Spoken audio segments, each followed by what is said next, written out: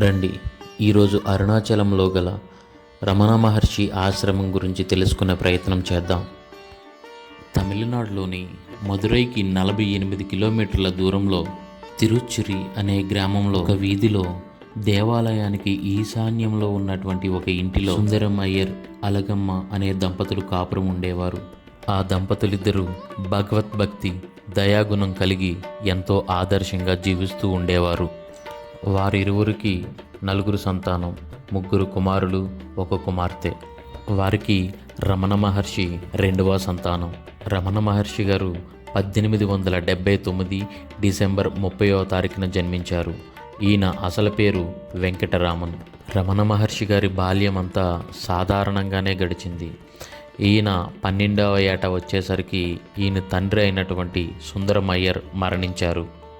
తర్వాత ఆయన తమ్ముడు సుబ్బయ్య అయ్యర్ రమణ మహర్షి గారిని, ఆయన అన్నను చదువు నిమిత్తం మదురైకి మారటం జరిగింది. వారి తల్లి మాత్రం మిగతా 2 పిల్లలతో తిరుచులోనే ఉండిపోయారు. మదురైలోని అమెరికన్ మిషన్ హై స్కూలులో రమణ మహర్షి గారి చదువు కొనసాగింది. కానీ ఈయన దృష్టి ఎప్పుడూ చదువు మీద నిలకడగా ఉండేది కాదు. రమణ మహర్షి గారు మెట్రిక్యులేషన్ చదువుతున్న టైంలో ఎందుకో హఠాత్తుగా నేను చనిపోతున్నాను అనేది ఆయన మదిలో మెదిలింది. ఆయన ఆరోగ్యం అంతా బాగానే ఉంది, కానీ అలా ఎందుకు తోచిందో ఆయనకు కూడా తెలియదు. అది అసలు ఎందుకు అలా అనిపించిందో ఆయనకు కూడా అర్థం కాలేదు. వైద్యులను కానీ స్నేహితులను కానీ సంప్రదించాలని కానీ అనిపించలేదు. రమణ మహర్షి గారి మదిలో ఒకటే మెదులుతూ ఉంది, అసలు చావు అంటే ఏమిటి, దీని నుంచి ఎలా తప్పించుకోవాలి, ఇది ఒకటే సమస్య. రమణ మహర్షి ఇలా ఆలోచించడం మొదలుపెట్టారు. అసలు చావు అంటే ఏమిటి? కాళ్ళు కట్టెవలే మారిపోతాయి, పెదవులు బిగుసుకుపోతాయి, కళ్ళు మూసుకుపోతాయి, శ్వాస ఆగిపోతుంది. అయితే రమణ మహర్షి గారు అదే ధ్యాసలో ఉండటం వల్ల ఆ అనుభవాన్ని అనుభూతి చెందగలిగారు. కాళ్ళు కట్టెవలే మారిపోయాయి, పెదవులు బిగుసుకుపోయాయి, శ్వాస ఆగిపోయింది, ఇంద్రియాలు పనిచేయటం మానేశాయి. కానీ తన చుట్టూ ఏం జరుగుతుందో అనేది తను గుర్తుపట్టగలిగారు, అనుభూతి చెందగలిగారు. అప్పుడు రమణ మహర్షి గారు ఒకటే అనుకున్నారు, నేను మరణించిన నా ఆత్మ మరణించదు, చుట్టూ ఏం జరుగుతుంది అనేది నాకు తెలుస్తుంది. అంటే చావు శరీరానికే తప్ప ఆత్మకు కాదు. మరణించిన తరువాత నా ఈ శరీరాన్ని శ్మశానంలో బూడిద చేసిన నా ఆత్మకు చావైతే ఉండదు. శరీరం అనేది ఒక జడ పదార్థం.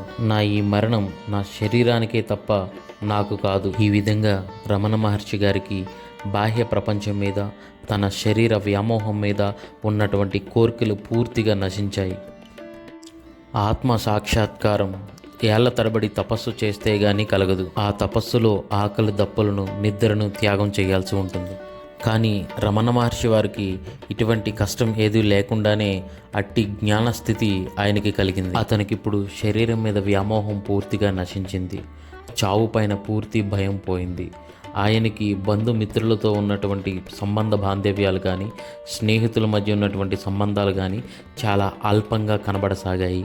అప్పుడు ఆయన ఎక్కువ సమయం ఏకాంతంగా గడుపుతూ ఉండేవారు. ఆ సమయంలో మదురైలోని మీనాక్షి అమ్మవారి గుడికి తరచూ పోతూ ఉండేవారు. కానీ ఈయనలో అకస్మాత్తుగా వచ్చినటువంటి ఈ మార్పు కుటుంబ సభ్యులకి నచ్చేది కాదు. నా ఆత్మకి నా దేహమే ఇల్లైనప్పుడు నాకు ఈ ఇల్లెందుకు, అసలు నాకు ఇక్కడ ఏమి పని ఆయనకి తోచసాగింది. అయితే ఇల్లు విడిచిపోవాలని నిర్ణయించుకున్నారు. కానీ ఎక్కడికి వెళ్ళాలో తెలియదు. తటాలున అరుణాచలం పోవాలి ఆయనకి స్ఫురించసాగింది. చివరికి ఇల్లు విడిచి అరుణాచలం చేరుకున్నారు. ఆయన అరుణాచల గర్భగుడిలోకి చేరుకునే టైంకి తలుపులన్నీ తెరిచే ఉన్నాయి. ఆయన గర్భగుడిలోకి ప్రవేశిస్తూ, అప్ప నీ ఆజ్ఞ మేరకు నేను నీ దగ్గరికి వచ్చాను అని ఆయనను ఆయన శివునికి సమర్పించుకున్నారు. ఇక ఆలస్యం చేయకుండా మహర్షుల వారు సన్యాస వస్త్రాలను ధరించడం మొదలుపెట్టారు. అప్పుడు అరుణాచలంలో ఉన్నటువంటి శేషాద్రి స్వామి వారు మహర్షుల వారిని చూసి ఆయన ఆశ్రమంలో చోటు కల్పించారు. రమణ మహర్షుల వారిని మొదట బ్రాహ్మణ పరదేశి వారు అని, తర్వాత బ్రాహ్మణ స్వామి వారు అని పిలవడం జరిగింది. మహర్షుల వారు ఇలా 6 నెలలు కఠోరమైన తపోదీక్షలో ఉండటం జరిగింది. తరువాత అన్నామలై తంబిరాన్ అనే ఒక భక్తుడు తిరువన్మలైకి దగ్గరలో ఉన్నటువంటి గురుమూర్తంలో ఉండమని ప్రార్థించాడు. అప్పుడు స్వామివారు 18 నెలలు సమాధి దీక్షలో ఉన్నారు. తరువాత గురుమూర్తం అనే మామిడి తోటలో 6 నెలలు గడిపారు. ఇక్కడ గడిపినటువంటి ఈ 6 నెలలు కూడా రమణ మహర్షి గారు పూర్తిగా ఆత్మస్థితిలో ఉండటం జరిగింది. తరువాత ఆయన తల్లిగారైనటువంటి అలగమ్మ గారు మరణించడంతో ఆవిడ సమాధి నిర్మించి అక్కడే ఆశ్రమంగా చేసుకొని ఆయన సాధన చేయసాగారు. అదే ఇప్పుడు మనం చూస్తున్నటువంటి రమణ ఆశ్రమం.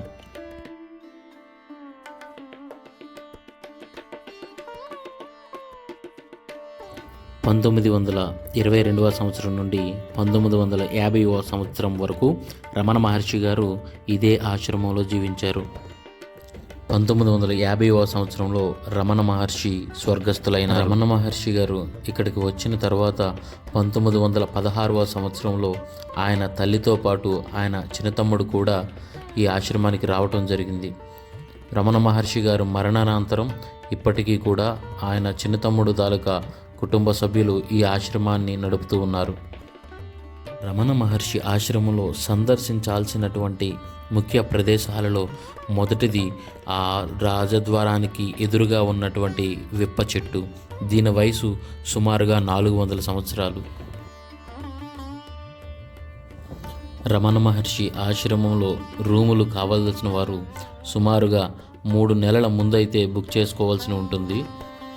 ప్రతి ఒక్కరికి కూడా 3 రోజులు వసతి సదుపాయాన్ని అయితే రమణ మహర్షి ఆశ్రమం ఫ్రీగా కల్పించడం అయితే జరుగుతుంది. ఇక్కడ రమణ మహర్షి సమాధికి కానీ లేదు అంటే శివార్చనలు, నిత్య దీపారాధనలు అయితే జరుగుతూ ఉంటాయి. ఎంతో ఆహ్లాదకరమైనటువంటి వాతావరణంలో ఈ రమణ మహర్షి ఆశ్రమం ఉంటుంది.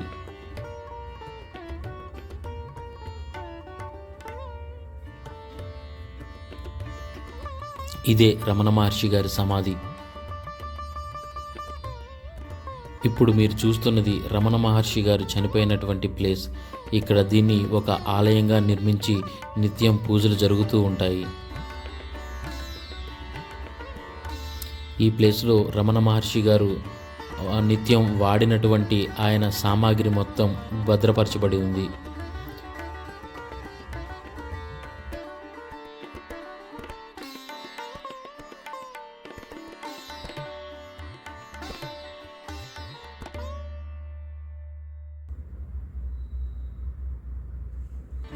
ఈ రమణ మహర్షి ఆశ్రమంలో అంతా నిశ్శబ్దంగా ఉంటుంది. ఇక్కడికి వెళ్ళేటప్పుడు దయచేసి మీ మొబైల్ ఫోన్స్ని స్విచ్ ఆఫ్ లేదా సైలెంట్లో పెట్టడానికైతే ప్రయత్నించండి.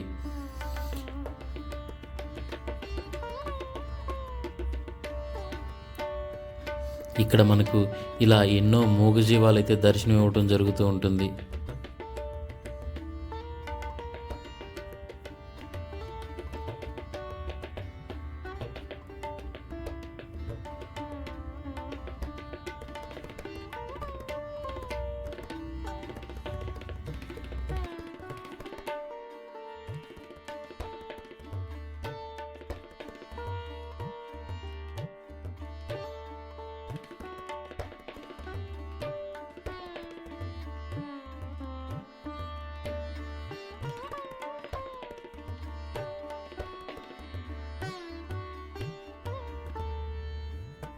రమణ మహర్షి ఆశ్రమం పెట్టి 2022వ సంవత్సరం నాటికి సరిగ్గా 100 సంవత్సరాలు అయితే పూర్తి చేసుకుంది.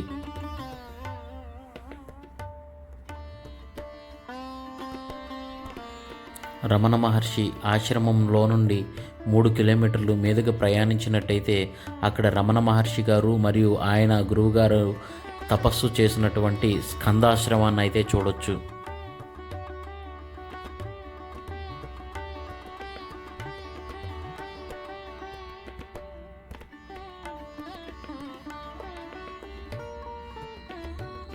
ఈ దారంతా ఇలా రాతితో మెట్లయితే చెక్కబడుతూ ఉంటాయి.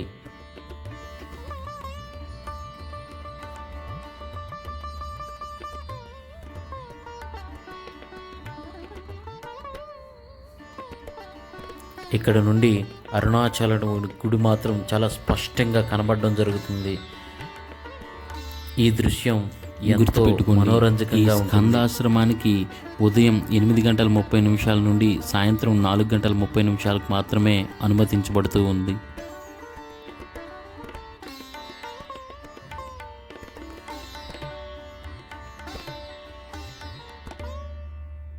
ఈ స్కందాశ్రమానికి వెళ్ళే దారిలో మనకి ఎంతోమంది సిద్ధులు కనబడడం జరుగుతూ ఉంటుంది.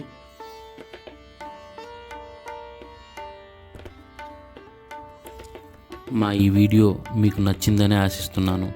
మా నుండి మరిన్ని ఇటువంటి వీడియోల కోసం మా ఛానల్ని సబ్స్క్రైబ్ చేసుకోండి. నమస్కారం.